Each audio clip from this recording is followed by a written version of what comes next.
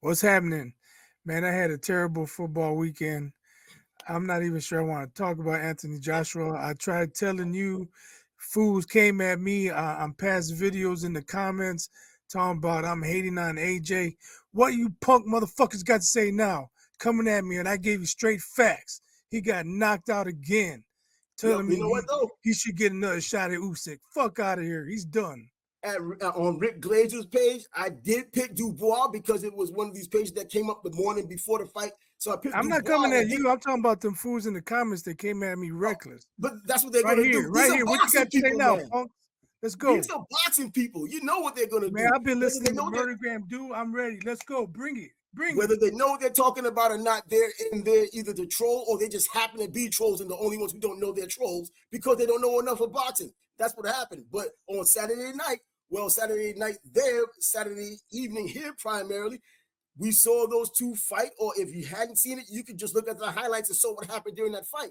I've always said that Anthony Joshua's chin was not one of the best chins in boxing. In fact, with his build, I think it even made people think that things could get better with his chin, and they just didn't. When Andy Ruiz knocked him out, that was the surprise it should have been. But then now when you think about it in the rematch, when he completely outboxed Andy Ruiz, even as late as the 10th round, Andy grazed him with a few shots, and he was still getting a little bit of the baby legs or a little bit of the wide-eyed look from getting buzzed. So with a guy with heavy hands, with confidence, and that's what Dubois is right now, he wasn't as confident and probably wasn't as good as when he fought Joe Joyce. He's gotten better, learned from that, and even the Usyk fight, which was controversial, you could go one way or the other with the low blow, or the actual body Body shot. shot. I don't know. You could go with it one way or the other, but it seems like, and he became a more affable guy because I think people spoke to him more. And while speaking to him, you saw he was an affable, humble dude, not the typical boxing humbleness that's humble at one moment, and then the next minute you're back to being just as bad as you ever thought people thought. He's been that humble people and the person and the people in the UK. They gravitated to him not as much as AJ because he's been under the scene longer. He's been more of the prodigal son, but they liked him, and it was like, you know what, we like to see him get a shot. Well, he was the champ. He was given that belt because of the Usyk split of the titles.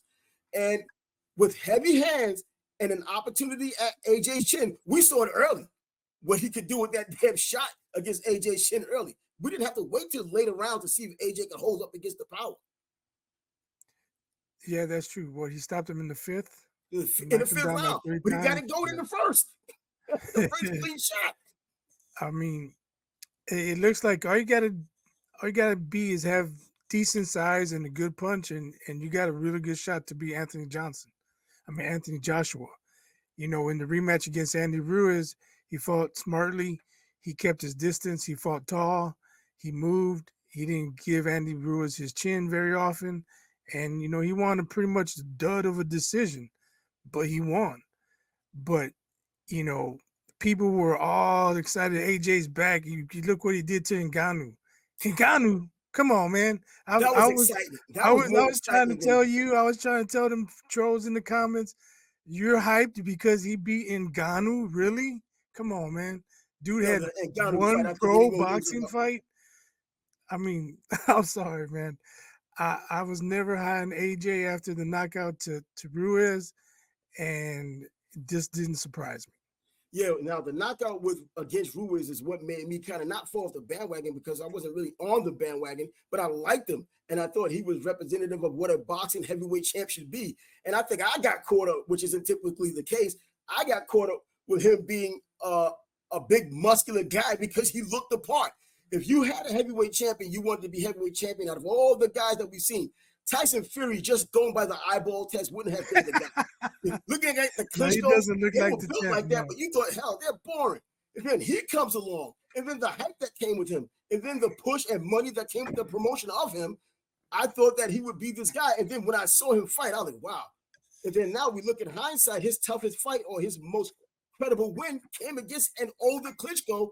In my opinion, if it were a younger Klitschko, that win would have never happened. probably. And that's one fight. I didn't watch one highlight of it after watching it the first time. Yeah. I'm not sure there was a highlight. I mean, a lot of times I watch a fight and then I watched the highlights, see what other people have to say Well, about it. Klitschko and AJ. I didn't care what anybody had to say about that one, man. There was almost nothing to say. That fight was so boring. Oh no, Klitschko and AJ. Oh, I Klitschko thought and you were talking about Fury. Klitschko and Oh, Fury. Klitschko and Fury. It was more Klitschko losing that fight than it was Fury winning the fight. I thought so Yeah, when I saw but I that fight. mean, I don't remember the punch stats, but I can't say either one landed Nah, more than 50 punches. that Oh, fight was my whack. gosh, But it was atrocious. The AJ Klitschko fight, that pretty much gave AJ that status of being a champ because he went down, showed metal, Yeah, and came back and won the fight while he was tired. That shows a lot. I know he has that big bulky build, and you need more oxygen to make those muscles work at an optimal level. And that's everyone who kind of follows sports and knows sports knows that part. And it's very difficult when you get knocked down and you're tired to come back and win later in the later rounds. You typically get knocked out yourself. But he got up, sucked it up, and showed a lot of boxing fans hmm what we thought he had at the time, which he does have mettle and resolve, and won the fight and got a knockout of his own. That's what I thought it would be like. And I figured that most fighters, after a fight like that, they get better. And that championship makes you better. James Toney beating Michael Nunn made him a better champ. We didn't know too much about him before, but he became a much better fighter after the fight against Michael Nunn, even though he did have that fight against Dave Tiberi, the Sunday school teacher. But he did have a great career after that and showed how talented he really was. AJ never got over that hump, and they kept giving him guys to make him look like he got over the hump. Dillian White, Derek Chisora, and that's what I thought Dubois was, that kind of a guy, the plodding forward, going forward kind of guy with nothing else. But when I saw him fight against Joe Joyce, I knew that I thought he was okay, just another one of those Brits. But then he kind of learned his lessons, moved on, and even after the Usyk fight, and then the Big Baby fight is what put him on the set for me. I was like, I'm on the bandwagon now because I did not feel too well about Big Baby to begin with. He took care of the dirty work, and now going against Joshua, the Ngannou fight. Well, I mean, people who are not mainstream, people who are kind of mainstream fans, they were the ones saying, man, that was a huge win. Anthony Joshua didn't even say it was a huge win. You saw after the fight, he was like nonchalant, like, yeah, look who I fought pretty much. This guy has no fights. Now, what happened against freaking Fury had nothing to do with him. He was like, right. yo, this is just a win.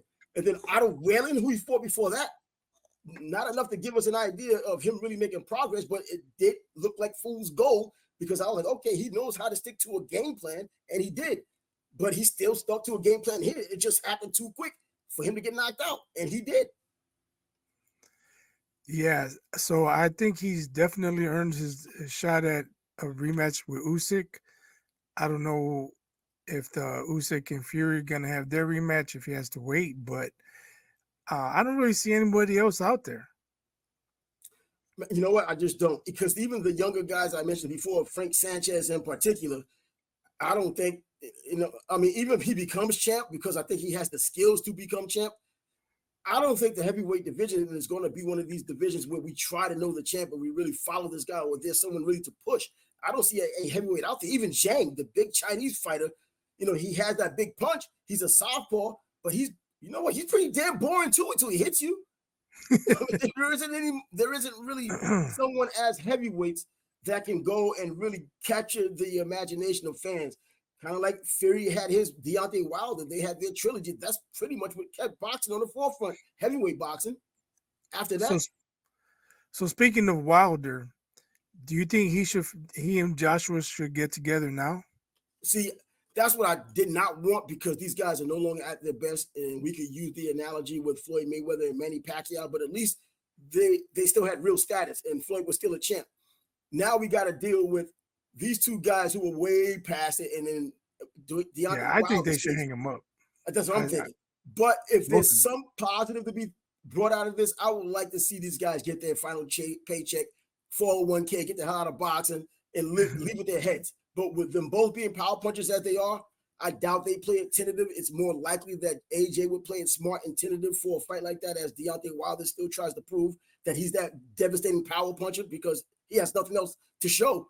And outside of that, man, I just want these guys to get their paycheck, that fight in with the least amount of damage, and these dudes just call it a career. That's what I hope. But with money knocking on the door and Twitch throwing that kind of money out there, you know what the dudes just wanna danger fight. is? You know what the danger is? They've both slipped enough, pretty much to the same level that turns out to be a great fight and there's a rematch. Now, God, financially, it's not dangerous if oh there's a no, rematch, absolutely not. right? But for their health, I don't know if those guys need to be in wars.